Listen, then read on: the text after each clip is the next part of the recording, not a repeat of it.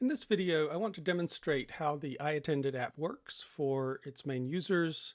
And I'm going to be showing you on the right the iAttended app. On the left is a uAttended app, which is really designed for administrators, but they work together, as you'll see. And these are both available for free download on iOS and on Android. So initially, when you download iAttended, you're going to be greeted with 4 ways to log in. If you're on Apple, 3 if you're on Android. So Google, Apple, Microsoft. The fourth option is to enter an email address that will generate a link that's sent to your email. That clicking that link brings you back to the app already logged in. So you don't need to worry about creating, saving, and remembering passwords. And we also immediately validate the email address of the user. Here I'm going to log in with Apple. This is you're seeing a device that's actually I'm holding in my hand. So this is a live device on the right. On the left here is a simulated device that's running on my desktop. So when we come in, we have a range of event types that I am interested in and that I attend. So chapel.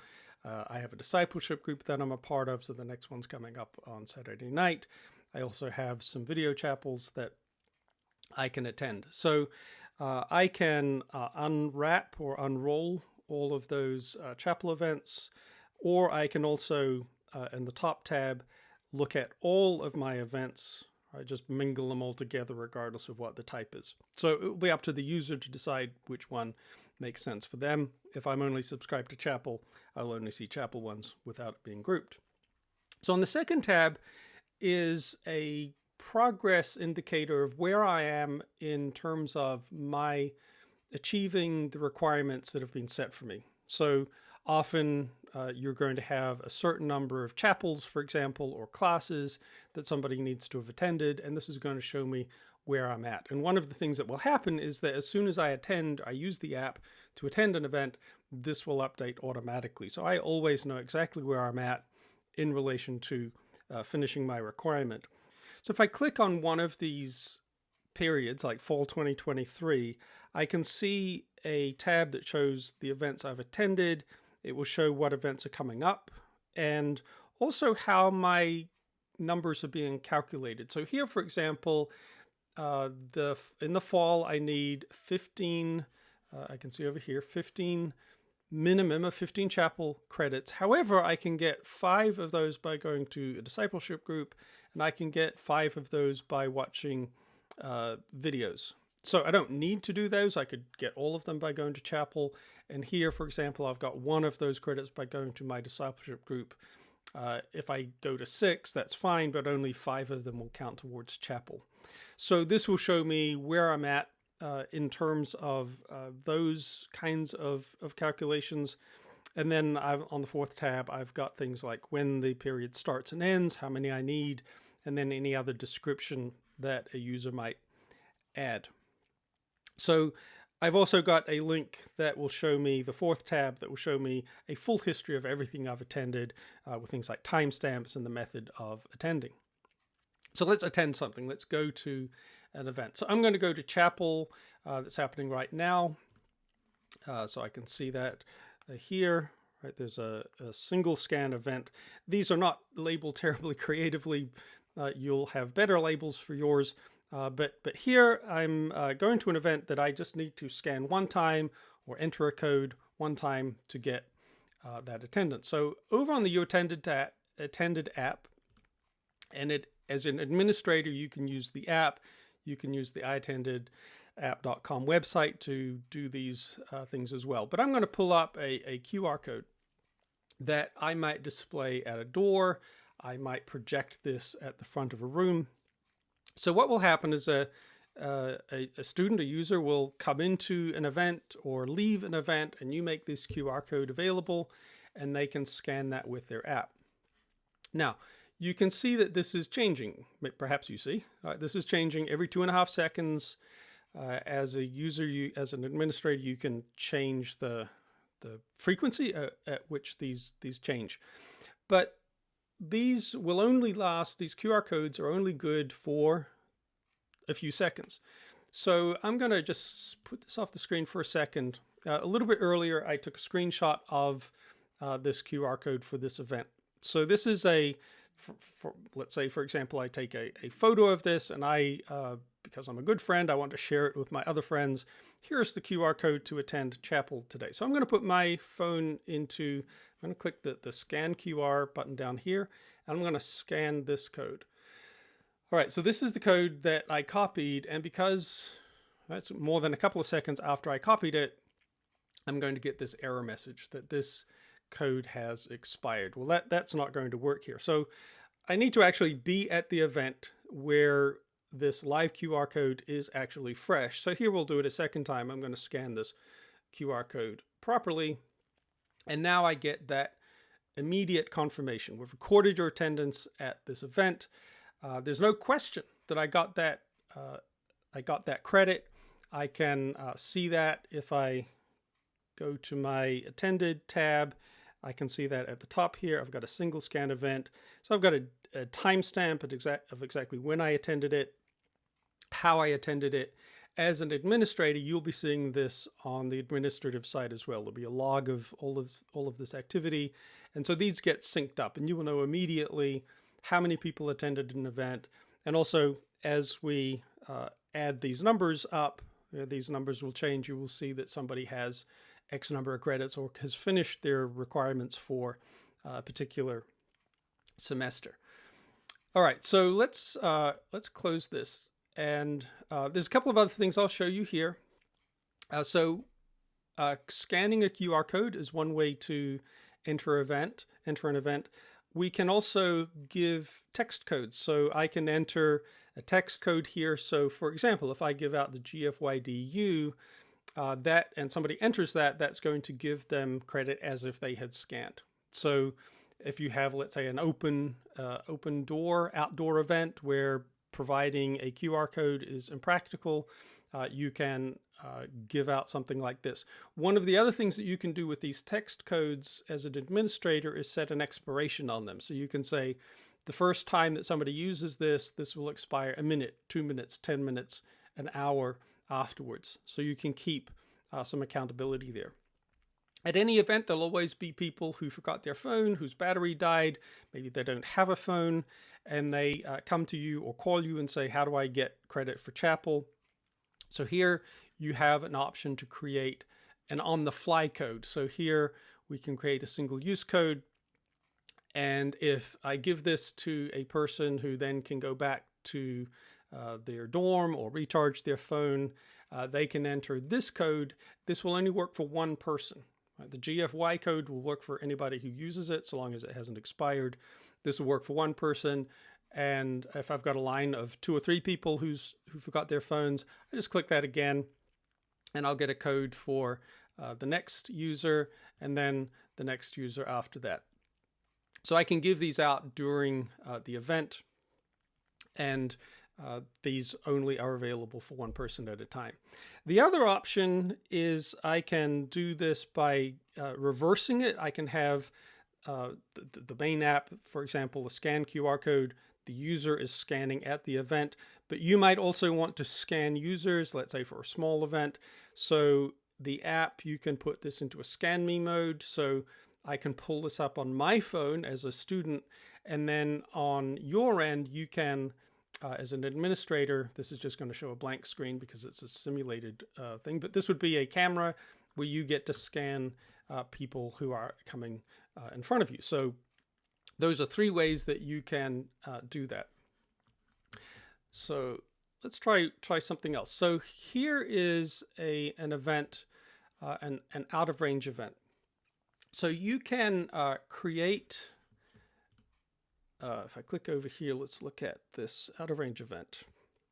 Right, so this is being held in Henderson Auditorium. As an administrator, you can define on a map where Henderson Auditorium is. And then you can say, if anybody's attending an event in Henderson, they need to be inside my defined location. I've drawn a circle or a rectangle or triangle, whatever, around that event. In this instance, I have my phone with me. I am not actually in Henderson. So I have let's say somebody streams the live QR code to me. So it's still a fresh code. I've got over the problem of having a stale photo. So I'm going to scan this on my phone. I'm on the other side of town, or I'm somewhere else on campus. So I'm going to scan this on my phone, and I'll get this message. Right? We couldn't record your attendance because your device does not seem to be at that designated location. Right? Please move, i.e. come to chapel and try that again. So if I'm in chapel, if I'm actually there, I would get the same responses you saw previously. Hey, yes, we saw that you're actually in Henderson. This is a fresh code, and you get that attendance. So I'll close that here. That also works for entering the text. So if I enter the text code here on my phone, right, PUQCC, I get the same message. I'm not in the area. I'm not there. That's not going to work for me. Okay, so here's another option. So it might be enough just to record somebody entering chapel or leaving chapel, but maybe you want to make sure people are there for a designated amount of time. So here we have an option to, I'm going to come back here to my multi-scan event. And this one lasts for an hour. I've set this up that a user has to be there for a couple of minutes. Now the app's not going to show you how long you need to be there, but let's just see what will happen. So I'm going to scan in here. So I'll put scan QR here and scan it. All right, so I get this message. We've logged your entry into this event. All right, to complete your attendance, please record your exit at the end. All right, so I got to do a second scan. Let's do a second scan of this. Oh, all right. Please try again at the end. I haven't been here long enough to actually get my credit here.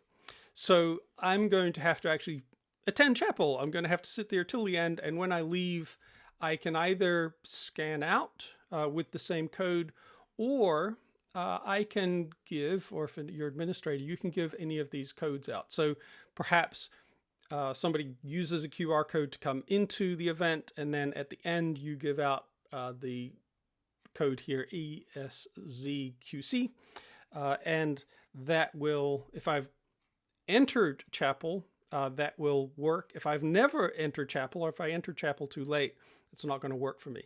If I happen to come into chapel and there's not enough time for me to, let's say we've got a 1-hour chapel and we need you to be there for 45 minutes. If I come in 16 minutes late, the app's going to tell me there's not actually enough time for you to complete your attendance here. As an administrator, you'll get that logged. You will see somebody came in late. So when they call you later to say, I was there, I have a really good reason for this, you can give them attendance for that, or you can say, no, you really do need to be in chapel. So you can, as you can see, you've got all of these options for mixing and matching. You can have that QR code running the whole time. You can give a text code at the beginning, a text code at the end. You can insist that they actually be in the location. So there's lots of ways that you can kind of dial up or dial down how much accountability that you want in terms of physical location, time spent in the event. Let's look at a couple of other options. So one option is that we can create an event that has a video in it. So perhaps, over here is, you see the multi-scan event. It's giving me a visual reminder that there's an event that I'm not yet fully finished yet, right? The multi-scan event. If I click for information about that, I can see I'm awaiting checkout. I checked in at 9:21. So if I go back here, let's try that again. Multi-scan event. Let's try it with the exit code here. So text code, I think I've been here long enough now. ESZQC. Submit that. Ta-da! Right, so now I've actually been here. I set the limit for just a couple of minutes. We've recorded your attendance. So you saw I got an error when I tried to leave too soon. I came back in. Now I've been here long enough, and I've got my attendance for that event. And I can see that over here, right? I attended at 9:24, which is right now. And I added that by a code, not by a QR. So one other option that you can use is a video. So here we have a video with a quiz. The out of range event is still showing up here because I never attended it. I tried to, but it didn't work. So until that event expires, it will continue to appear on my home screen, my agenda, or until I've attended it. If I've attended it, there's no reason to remind me to go. That will now just be in my attendance list. But here we have, there's an icon here showing there's a video option here.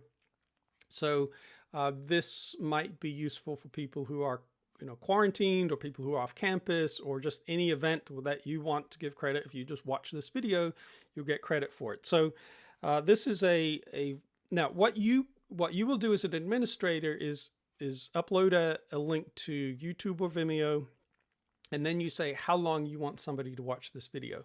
So this particular video is an old iAttended demo video.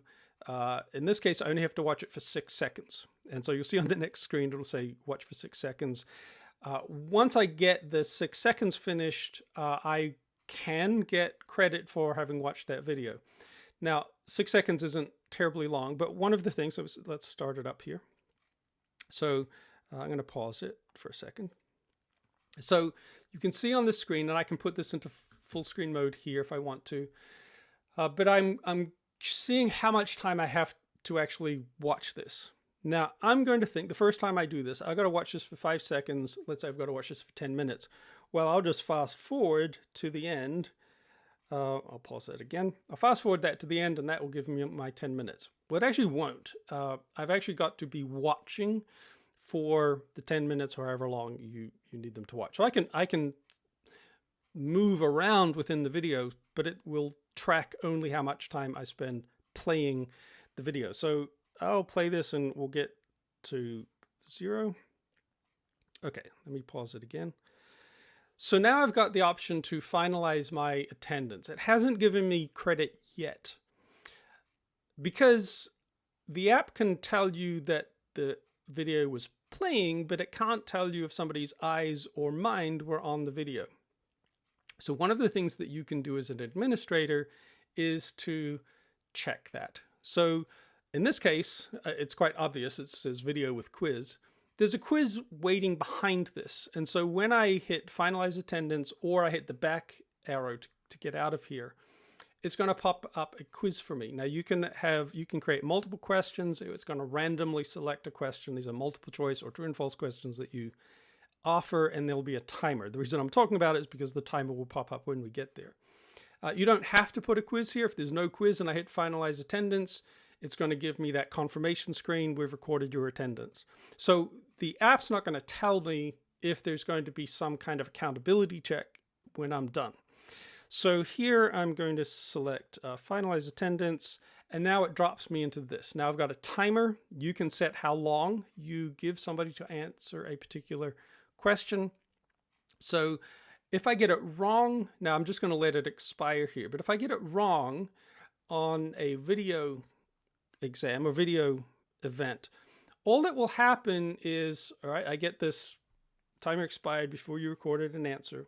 All that happens is I need to try that again. So I can go back and watch the video again. This will just take me the 10 seconds. So this time I realize I've actually got to pay attention here. I've got to figure out what the speaker was saying. So now I finalize attendance, and the obvious answer is dog makes the best pet. And now ta-da. I've got my attendance at video with quiz. You can also create, I don't have an example here, but you can create whole surveys. You can create questionnaires that work the same way. It's a bunch of, but you can have a series of questions that somebody answers that give them credit for an event without having to maybe attend anything at all. So there are other things you can do here. You can use the app to create a survey that people can self-register for a discipleship group, for example, or for some team or organization. But these are the basic functions that I wanted you to see. ways that you can track attendance while maintaining accountability, but also give your users the convenience of knowing exactly what's happening, knowing exactly where they are, where they stand. And if you want more information or you want an in-person demo, please don't hesitate to reach out, james@iAttendedapp.com, and I'll be happy to show you more.